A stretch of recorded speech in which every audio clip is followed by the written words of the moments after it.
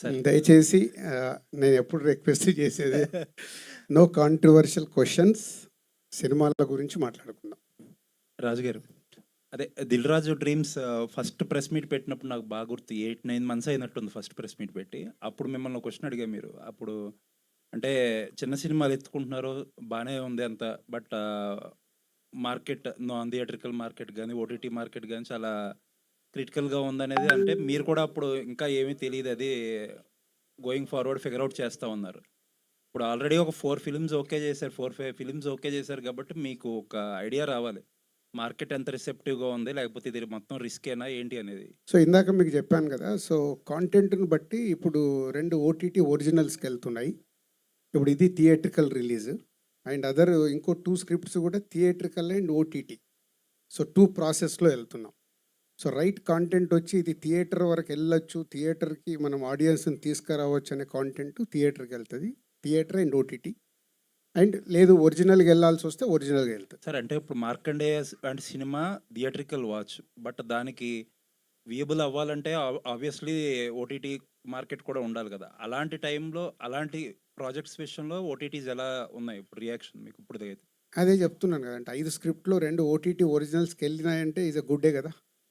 So మేము అదే ఇప్పుడు మాకు ఛాలెంజ్ అది. మేము కాంటెంట్ ఎలా నచ్చిన కాంటెంట్ని ఎలా పైకి తీసుకొస్తున్నాము, దాన్ని ఎలా ప్రజెంట్ చేస్తున్నాము, దాన్ని బట్టి వాళ్ళ దగ్గర నుంచి ఎలాంటి రియాక్షన్ అనేది అంటే 2 ఓటీటీ ఒరిజినల్ అయ్యాయి కాబట్టి ఐఎమ్ వెరీ కాన్ఫిడెంట్. సరే, 'దిల్ రాజు డ్రీమ్స్' గురించి చెప్పారు. ఎస్వీసీ బ్యానర్ల మీద పెద్ద సినిమాలు కూడా ఉన్నాయి ఈ సంవత్సరం. అవి వాటి స్టేటస్ ఏంటి? అంటే బాలకృష్ణ గారితో ఒక సినిమా అంటున్నారు, ఇంకా రకరకాల చాలా సినిమాలు కాంబినేషన్స్ ఉన్నాయండి. అంటే ఏదైనా ఇప్పుడు ముందు పాత రోజుల్లాగా నేను ఫుల్ స్క్రిప్ట్ సాటిస్ఫై అయిన తర్వాత, సో నా డైరెక్టర్తో నాకు వేవ్ లెంత్ కుదిరిన తర్వాత అప్పుడే నేను గ్రీన్ సిగ్నల్ ఇచ్చి ముందుకు వెళ్తున్నాను. సో ఇప్పుడు ప్రస్తుతానికి 'rowdy Janardhan' on floor, 'Yellamma' floor మీదకి వెళ్తుంది అండ్ 'దేతడి' ఫ్లోర్ మీదకి వెళ్తుంది. సో ఫర్దర్ ఇవన్నీ స్క్రిప్ట్ స్టేజ్లోనే ఉన్నాం. బట్ స్క్రిప్ట్ కాన్ఫిడెన్స్ వచ్చే వరకు నేను అఫీషియల్గా ఇది చెప్పను.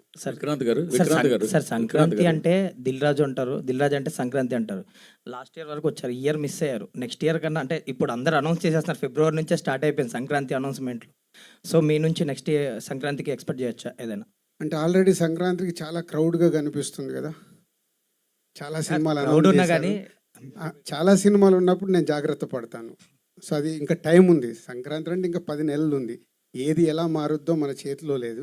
సో కాంటెంట్స్ రెడీ అయిన బట్టే నేను ఆ కాంపిటీషన్లో ఉండాలా వద్దా అని అప్పుడు డిసైడ్ అవుతాను. సంక్రాంతి ఇప్పుడు మీరు ఇది టైటిల్ ఏమో మార్కండేయ అని పెట్టారు, ఈశ్వరుని చూపించారు, అవును సార్. ట్రెజర్ హంట్ చూపిస్తున్నారు. అవును సార్.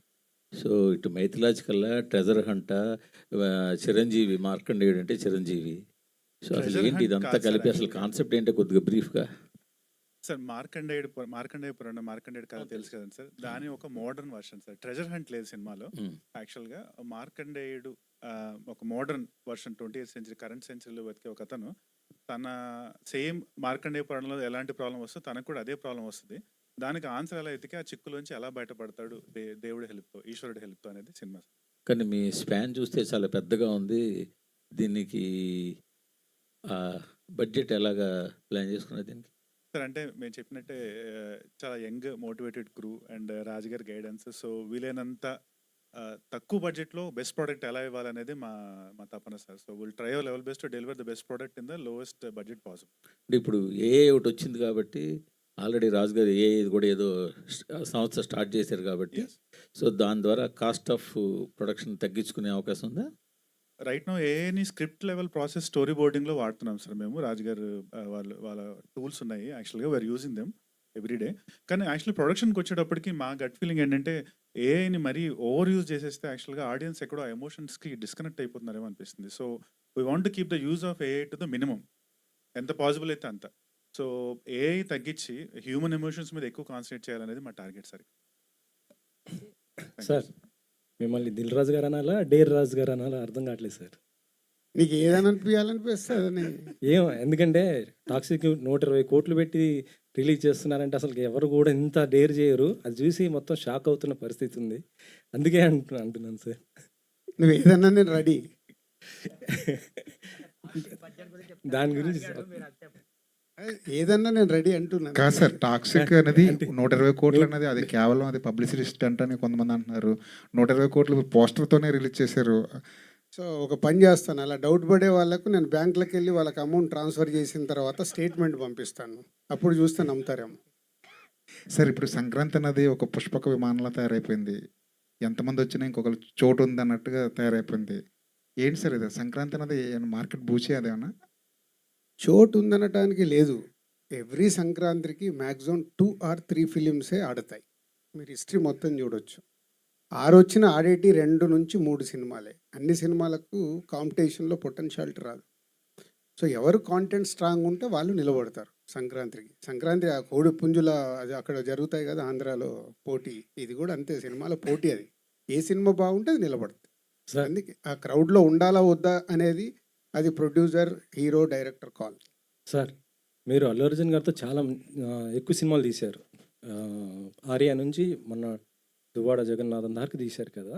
ఆయన మీరు చాలా దగ్గరుండి గమనించారు కదా. ఇప్పుడు సోషల్ మీడియాలో జరుగుతున్న దీనిపైన మీరేం చెప్తారు? ఏం జరుగుతుంది సోషల్ మీడియాలో? అంటే కొద్దిగా ఆయన మారిపోయారు అనేసి ఏదో అవునా, నేను అసలు సోషల్ మీడియాలో యాక్టివ్ 42 రూల్స్ ఏదో పెట్టేశారు అనేసి మొత్తం కొద్దిగా ఇది తెలియదు. చేస్తున్నారు. నాకు తెలియని దాని గురించి నేను కామెంట్ చేయలేను. విక్రాంత్ గారు అండ్ టీజర్ బాగుందండి, all the very best. Thank you. And ఇప్పటివరకు ఎంత షూట్ అయింది? రాజు గారు ఇందాక చెప్తున్నారు 3 months నేను కొంచెం టైం పడుతుంది రెడీ అవ్వమన్నానని. సో ఇప్పటివరకు ఎంత అయింది, ఇంకా బ్యాలెన్స్ ఎంత ఉంది, అసలు టెంటేటివ్గా రిలీజ్ ఎప్పుడు అనుకుంటున్నారు ఈ ఇయర్లో? రిలీజ్ అయితే రాజుగారు ఇందాక చెప్పినట్టు శివరాత్రి 2027 సార్ యాక్చువల్గా. సో అండ్ ఇప్పటికొక ఐ వుడ్ సే రఫ్లీ లెస్ దెన్ 20% షూట్ అయింది అంతే. సో మేము నెక్స్ట్ షెడ్యూల్కి ప్లానింగ్ స్ట్రిక్ట్లీ వర్కింగ్. స్టోరీ కానీ నేను కానీ రెడీ అవ్వడానికి టిల్ మార్చ్ అని టైం అడిగారు రాజు గారిని. సో ఆ లోపల will be ready to go on floor. So April నుంచి విల్ బి ఆన్ ఫ్లోర్. రాజు గారు బలగంలో కల్చర్ని చూపించారు టువర్డ్స్ లవ్ టు కల్చర్ అని. ఇప్పుడు దేత్తడి కానీ ఎల్లమ్మ కానీ అలాంటి కల్చర్ మీద వస్తున్న సినిమాలు మీ బ్యానర్ నుంచి అని చెప్తున్నారు అందరూ. లైక్ దేత్తడిలో ఫెస్టివల్స్ అన్ని చూపించబోతున్నారు అంటున్నారు, ఎల్లమ్మ కూడా. దేతడి వచ్చి హైదరాబాద్లో జరిగే ఆల్ ఫెస్టివల్ చుట్టూ ఎన్నైతే ఫెస్టివల్స్ ఉన్నాయో ఆ చుట్టూ ఒక డ్రమ్స్ కొట్టుకునే కుర్రాడి కథ అది. హైదరాబాద్లో మనకు ఒక 6 ఫెస్టివల్ జరుగుతాయి ఇయర్లో. బోనాలు కానీ వినాయక చవితిది అండ్ నవరాత్రులు, అలాగే దీపావళికి సదరు అండ్ అమ్మవారిది ఎల్లమ్మ కళ్యాణము, ఇట్లా ఏవైతే హైదరాబాద్లో జరిగే ఫెస్టివల్స్లో డ్రమ్స్ కొట్టుకునే కుర్రాడు, బ్యాండ్ కొట్టుకునే కుర్రాడు కథ అది. సో మొత్తం హైదరాబాద్ కల్చర్ ఉంటుంది. సో ఎల్లమ్మ గురించి కూడా, ఎల్లమ్మ గురించి ఆల్రెడీ గ్లిమ్స్ ఇచ్చాం కదా. అది ఇంకా అవి కొన్ని సీక్రెట్స్ ఆపనివ్వండి, అన్నీ చెప్పేస్తే ఎంతకంటే రాసుకుంటారు. All the best. రాజుగారు మామూలుగా ఒక బ్యానర్ పెట్టాలంటే ఒక మైల్ స్టోన్ సినిమాగా ఫస్ట్ సినిమాని ఎంచుకుంటారు. ఇప్పుడు దీన్ని ఆల్రెడీ మీరు 200 కథలు విన్నారు. ఆల్రెడీ ఈ ప్రాసెస్లో దిల్ రాజ్ డ్రీమ్స్లో మొట్టమొదటి సినిమాగా ఇది వస్తుంది. అంతకుముందు మీరు పెళ్లి బందరి డిస్ట్రిబ్యూషన్గా నెంబర్ 1 వచ్చింది. అలాగే దిల్ అనే పేరు మీరు ఇంటి పేరుగా మార్చుకుని దిల్ సినిమా. సో ఈ సినిమాని పర్టికులర్గా మీరు ఓకే చేయడానికి ఫస్ట్ సినిమాగా ఈరోజు మీరు రిలీజ్ చేయడానికి కారణం ఏంటి? దిల్ రాజు డ్రీమ్స్లో చెప్పాను కదా, 5 స్క్రిప్ట్స్ ఫైనల్ అయ్యాయి. బట్ ఈ సినిమా ముందు వేరే మూవీస్ రిలీజ్ అవుతాయి, ఎందుకంటే ఫాస్ట్గా అవుతాయి. దీంట్లో విఎఫ్ఎక్స్ ఉంది. ఇది 27 శివరాత్రికి వస్తుంది. సో ముందు వెనక అని కాదు, దిల్ రాజు డ్రీమ్స్ నుంచి రైట్ కాంటెంట్ ఇలా కొత్త వాళ్ళకి ఆ ప్లాట్ఫామ్ని ఇస్తూ రైట్ కాంటెంట్ వాళ్ళలో ఉన్న టాలెంట్ని బయటికి తీసుకురావడమే Dil Raju dreams work. Success failure గురించి నేను అక్కడ పట్టించుకోవట్లా, ఎందుకంటే అక్కడ ఫైనాన్షియల్ స్ట్రెస్ లేదు. రైట్ కాంటెంట్ని, అంటే ఇప్పుడు మలయాళం సినిమాల గురించి మనం అద్భుతంగా మాట్లాడుకుంటాం, తక్కువ బడ్జెట్లో తీస్తారు, అద్భుతంగా ఇస్తారు. ఇందాక విక్రాంత్ అన్నాడు ఇది రైట్ బడ్జెట్లో చేస్తున్నామని. ముందు ఆ వర్క్ చేయిస్తున్నాను. నువ్వు ఇప్పుడు ఈ సినిమాని 100 కోట్లు పెట్టి తీయడం వల్ల నీకు డబ్బు తిరిగి రాదు. కాంటెంట్ని, ఈ కాంటెంట్ తక్కువ బడ్జెట్లో ఎలా ప్రేక్షకుడికి చూపించి ప్రేక్షక ఆదరణ పొందేలాగా చెయ్యాలనేది దిల్ రాజు డ్రీమ్స్ విజన్.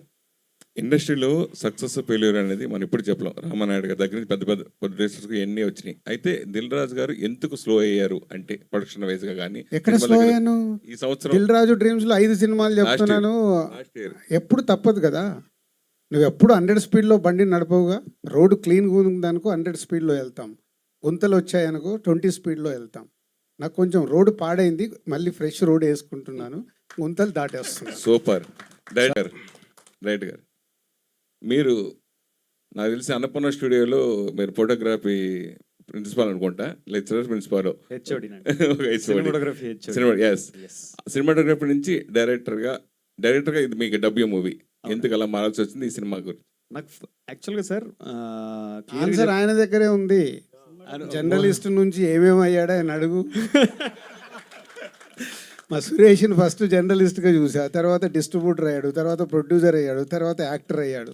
ఇన్ని అవతారాలు ఎత్తాడు. ఇప్పుడేంటి ప్రజెంట్? సార్ మైక్ మీకే ఇవ్వాలనుకుంటా. Okay, thank you for the question sir. యాక్చువల్గా మా మిస్సెస్ కూడా ఫిల్మ్ మేకర్నండి. మాకు ప్రొడ్యూసర్స్ అవ్వాలని interest. So we're exploring professions.